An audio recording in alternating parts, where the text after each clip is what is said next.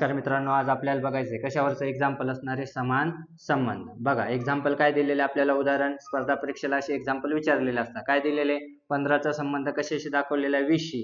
तर 21चा संबंध आपल्याला काढायचा आहे.